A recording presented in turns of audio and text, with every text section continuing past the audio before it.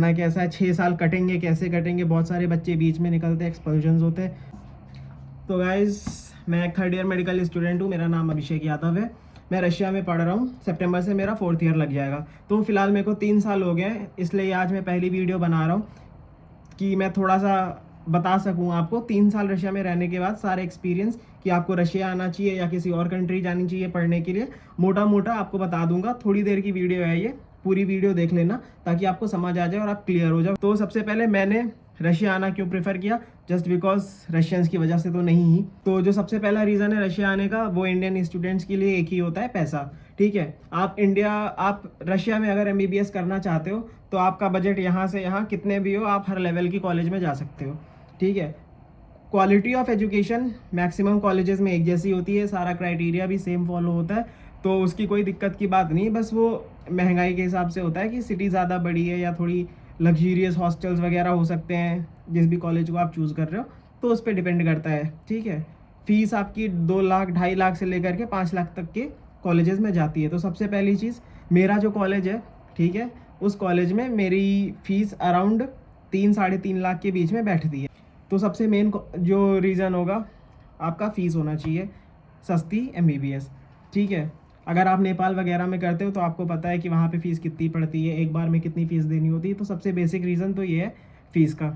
दूसरी बात, अगर आप बाहर की कंट्री में जाते हो तो जैसा आजकल का टाइम चल रहा है, वॉर वगैरह का सिस्टम चल रहा है पूरा, ठीक है, तो अगर कंट्री आपकी थोड़ी सी बड़ी होती है, थोड़ी सी स्ट्रॉन्ग कंट्री होती है, तो आपके लिए थोड़ा सा एफिशिएंसी रहती है कि कुछ उल्टा नहीं हो सकता है। स्टूडेंट्स जानते हो बहुत बार कहीं से निकल के आते हैं, यूक्रेन में जैसे हुआ था, रशिया ने अटैक किया था, तो वो तो आपको पता ही है कैसे बेचारे बच्चे बच के आए थे, उनकी डिग्रीज़ का क्या हुआ क्या नहीं हुआ। तो ठीक है, और अगर अब मैं दूसरे रीज़न की बात करूँ तो यहाँ का जो कल्चर है, ठीक है, पहली चीज़ तो यहाँ पे बहुत ज़्यादा ठंड होती है, तो वो एक सबसे बड़ी दिक्कत है, पर आप उस हिसाब से एकोमोडेट हो जाते हो, कोई बड़ी बात नहीं है।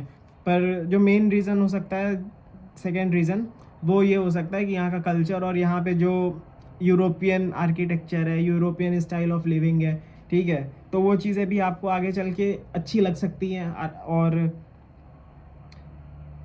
अगर आपका कॉलेज जो आपने चूज़ किया है रशिया में, ठीक है, वैसे तो रशियन कॉलेजेस जो होते हैं सारी इंग्लिश मीडियम में पढ़ाई होती है, आपको इनकी लैंग्वेज सिखाई जाती है, पर आपको टीचर्स जो हैं वो ऐसे मिलेंगे जो इंग्लिश बोल सकते हो।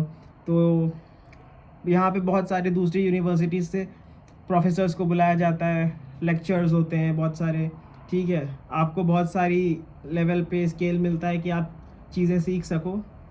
तो एक चीज़ तो ये है जो रशिया में यूनिवर्सिटी चूज़ करने का फ़ायदा है। पहला हो गया पैसा, दूसरा हो गया कि आपका एटमॉस्फेयर कैसा रहना है, कैसे लोग आपके पास रहेंगे। लोग यहाँ पे आते हैं, नाइजीरियंस वगैरह आते हैं, ठीक है, मिडल ईस्ट के बच्चे भी आते हैं पढ़ने के लिए, तो ये सब है। बाकी इंडियन स्टूडेंट्स वैसे भी बहुत ज़्यादा होते हैं, हर जगह पे है, तो आपको ऐसा लगेगा कि आप दूसरी कंट्री में तो हो, पर दूसरी कंट्री में आपका एक खुद का मोहल्ला बना हुआ है।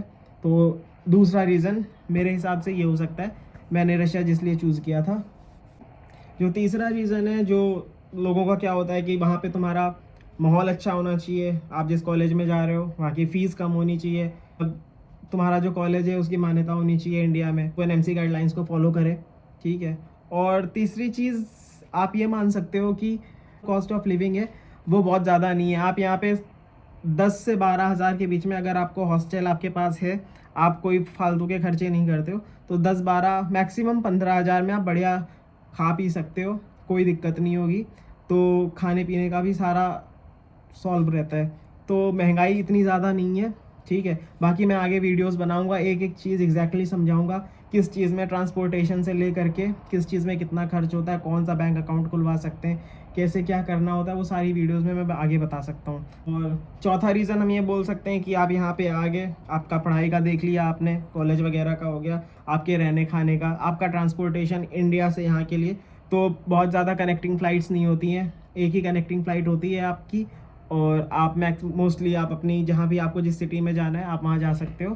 तो ट्रैवल की आने की यहाँ पे और बहुत ज़्यादा दूर भी नहीं है इंडिया से, आप 12 घंटे में इंडिया पहुँच सकते हो मैक्सिमम, ठीक। और एक बात मैं और कहना चाहूँगा कि जैसे जो मेरे हिसाब से है कि देखिए, आपको पढ़ना अपने आप पड़ता है, चाहे आप इंडिया में कॉलेज ले लो, चाहे आप बाहर कॉलेज ले लो, कहीं पे आपके साथ ये होता है कि आप क्लासेस बंक कर सकते हो, इधर उधर मंडरा सकते हो, क्लासेस छोड़ दो, पेपर दे सकते हो। तो रशिया में इस चीज़ के लिए थोड़ी सी दिक्कत है पढ़ाई वगैरह के साथ कि आप क्लासेस नहीं छोड़ सकते, आपकी 100% अटेंडेंस होनी चाहिए, ठीक है। प्रॉक्सी वगैरह जल्दी से नहीं लग पाती है, तो ये कुछ दिक्कतें हैं, पर वो आपके लिए अच्छी हैं। दूसरी चीज़, आपको पढ़ना यहाँ पे भी खुद से ही पड़ेगा। एफएमजी की तैयारी करनी होगी तो वो भी आपको खुद से करना होगा। नेक्स्ट वगैरह आपको जब जो भी है, ठीक है, ये सारी चीज़ें तो पढ़ना तो आपको खुद से पड़ेगा, चाहे आप यहाँ पे हो चाहे आप इंडिया में रहो। तो ये वीडियो तो इतनी है, ठीक है। यही मेन रीजंस होते हैं, फालतू के रीजंस मैं नहीं दे रहा, ना फालतू की लंबी वीडियो बना रहा, ठीक है। इनमें से आप देख लो, कुछ भी पूछना हो कमेंट्स लिख दो आप, उसमें जो भी दिक्कत हो, जो भी जिस चीज़ पे अगर वीडियो बनानी हो। बाकी ऑल द बेस्ट नीट के लिए, पढ़ो अच्छे से, तो कोशिश करो बाहर नहीं आना पड़े, इंडिया में ही हो जाए। बाहर रहना थोड़ा सा फैमिली वगैरह की याद आना, ठीक है, ये सारी दिक्कतें होती हैं।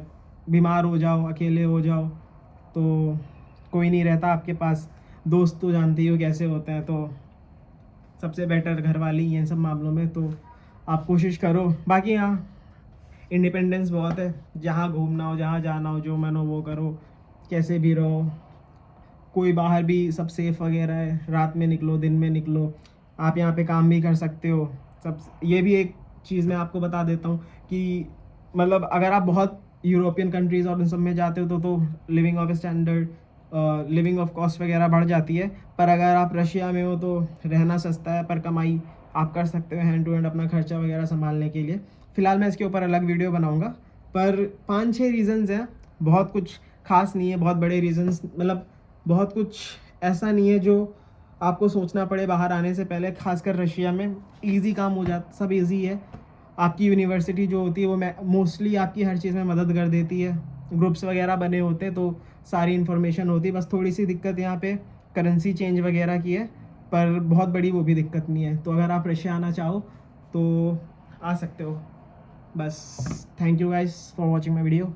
यही वीडियो है, आप देखो आराम से, और कोई भी दिक्कत हो, कुछ भी पूछना हो कमेंट्स में लिख दो। हर हफ्ते एक नई वीडियो डालूंगा यहाँ से रिलेटेड। कोई भी टेंशन हो किसी चीज़ से, कोई भी क्वेरी हो, आराम से पूछो, सब बताऊंगा। मेरे को एडमिशन नहीं कराने यूनिवर्सिटीज़ में, ना मैं कोई दल्ला हूँ कि मुझे पैसे खाने हैं। मैं सीधे सीधे जो जेन्युइन चीज़ होगी वो बताऊंगा। पढ़ाई कैसी होती है, रहना कैसा है, 6 साल कटेंगे कैसे कटेंगे, बहुत सारे बच्चे बीच में निकलते हैं, एक्सपल्जन्स होते हैं, बहुत सारी खबरें आपने सुनी होंगी, सब मैं डिटेल में बताऊंगा। सब आगे धीरे धीरे वीडियोस में बताऊंगा, ज़्यादा लंबी वीडियो नहीं करनी है। फ़िलहाल नीट के लिए पढ़ो।